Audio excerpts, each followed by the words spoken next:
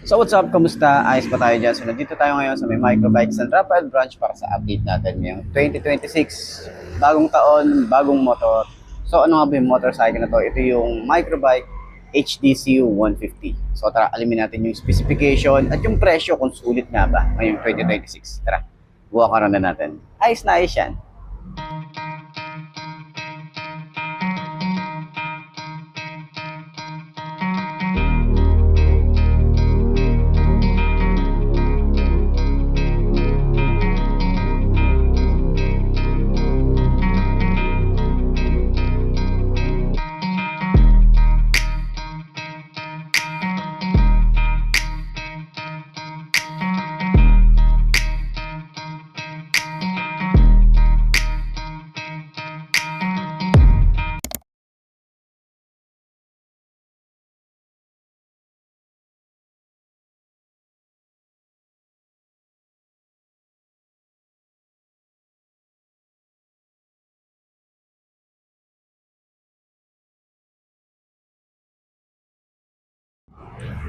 So yun ang mga best no, sa lahat ng mga nagtatanong magkano nga ba ang ganitong motorcycle, ito ay nagkakahalaga ng 47,000 kapag kinuha nyo ng cash. At syempre, available din po sila sa installment. Ilalagay ko dyan sa screen nyo para at least meron tayong reference kapag kumuha kayo ng hulugan.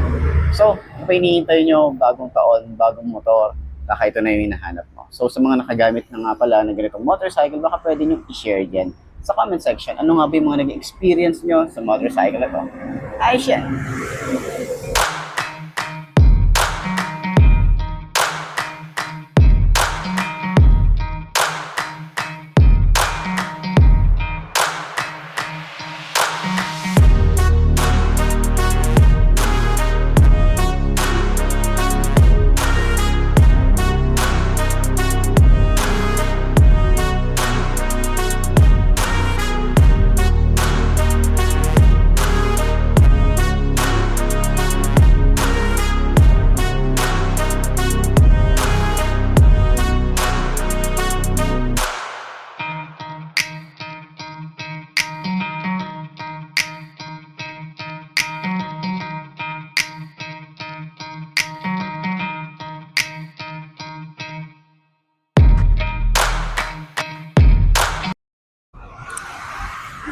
So, ayun ang mga best no, sa lahat ng mga nagtatanong para sa update ng Microbike HTC 150. Available po sila ng isang unit dito. Meron silang kulay red. So, marami pa silang available na color or colorway pagdating dito sa motorcycle na to. So, may iba't iba yung ano pa yan, mga variant ng kulay. Okay? So, kung naghahanap ka ng murang pan-tricycle, ito 150cc, tapos maporma din siya. Konting ayos lang nito. Pwede nyo gawin din itong mga pang-scrambler type eh. Diba? Tapos naka 5 speed na rin ang isang to. Diba? So naka ano na rin to CDI. Okay, so tinan nyo naman, maporma din kapag talaga na ginawa nyo pang custom ang isang to.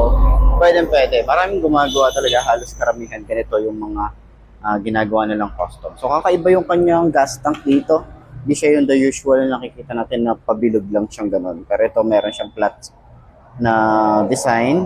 Tapos yung kanyang upuan is ano siya, nandun siya sa gitna, nasa malambot at matigas. Okay, nandun siya, saktuhan lang to. So ganito talaga yung mga ginagamit ng mga pang tricycle. Pero pang long ride pwede to, short ride pwede. Halos karamihan dito sa amin puro mga ganito yung mga motorcycle, okay, mga pang tricycle. So available na rin yan, pwede nyo na rin kabitan to kasi meron na rin butas dito sa side. Ayan. So side stand natin para sa 5 to na kagaya ko. Okay, so bagong taon. Okay, bagong taon, bagong motor. So ganyan siya pag naka-side stand. Goods naman siya, mukhang safe naman siya sa mga parking, lalo na sa mga mall. Ayan.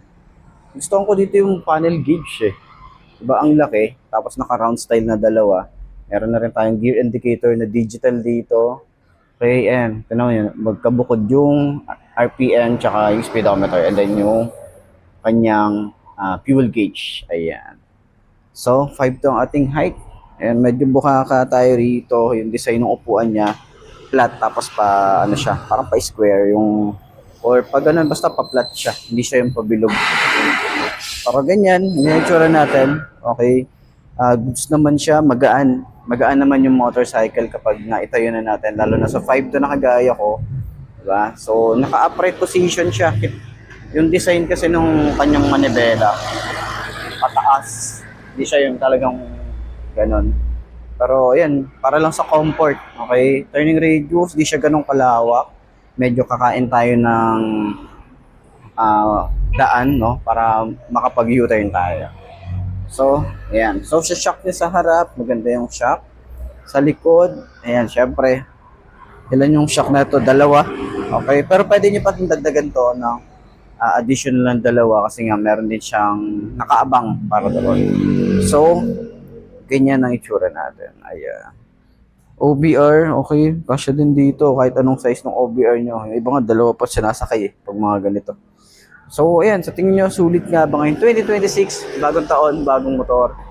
Itong available po nila rito sa may San Rafael branch. Pwede silang kontakin or pwede nyo akong kontakin para at least ma-assist ko kayo. Nice yan. So, center stand natin. Magaan ba siyang i-center stand? May kabigatan yung pagsi-center stand niya. Okay. So, yun lang. Medyo kailangan niya ng puwersa. Ayos.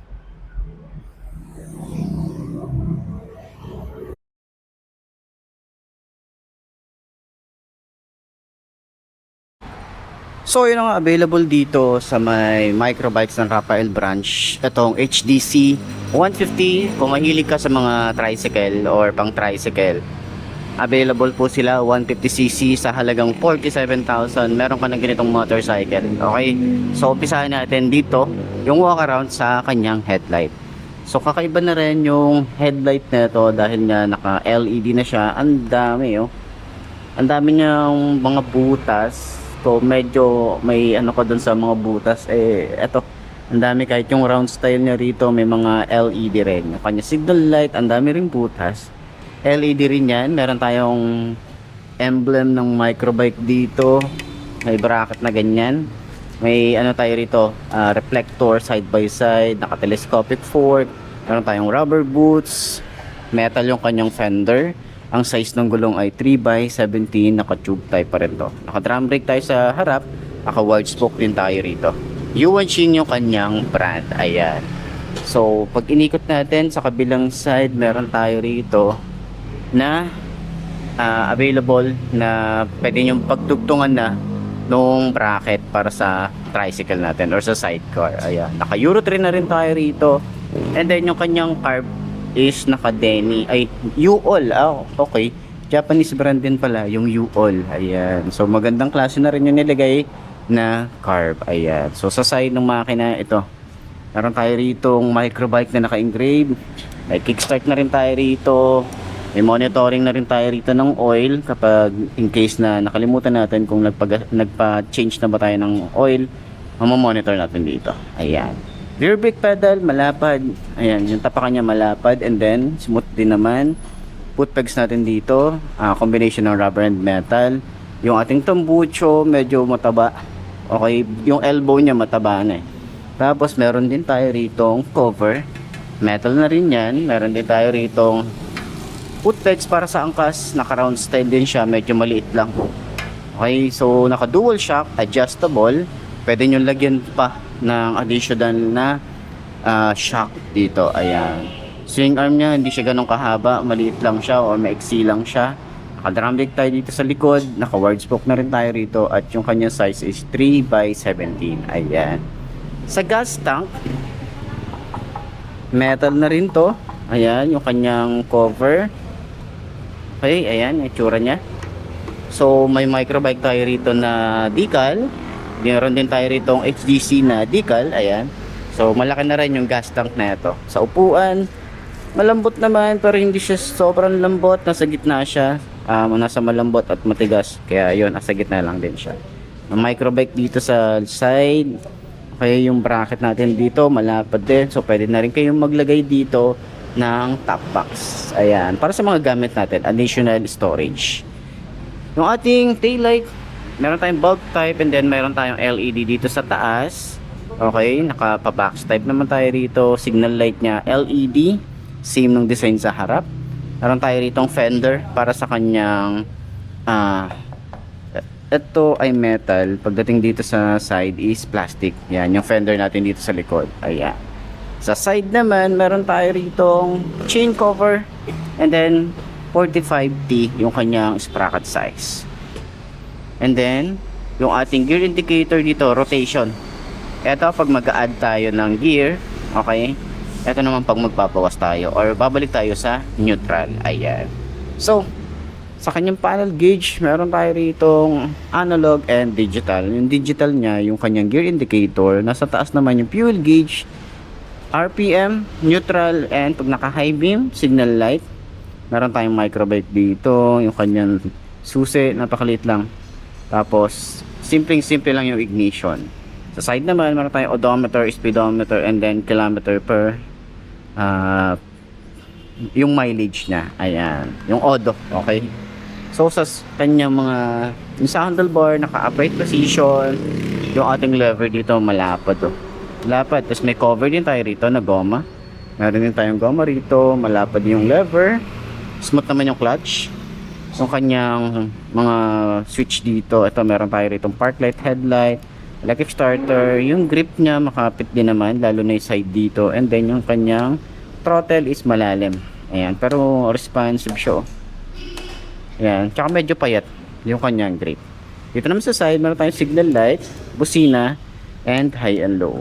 So, ganyan ang itsura ng ating motorcycle na HDC 150. So, available po dito na isang unit. Kung trip nyo yung ganitong motorcycle, pwede nyo akong kontakin sa aking Facebook page.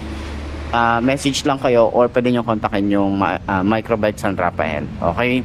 So, yun lang para sa Microbike update. Let's go.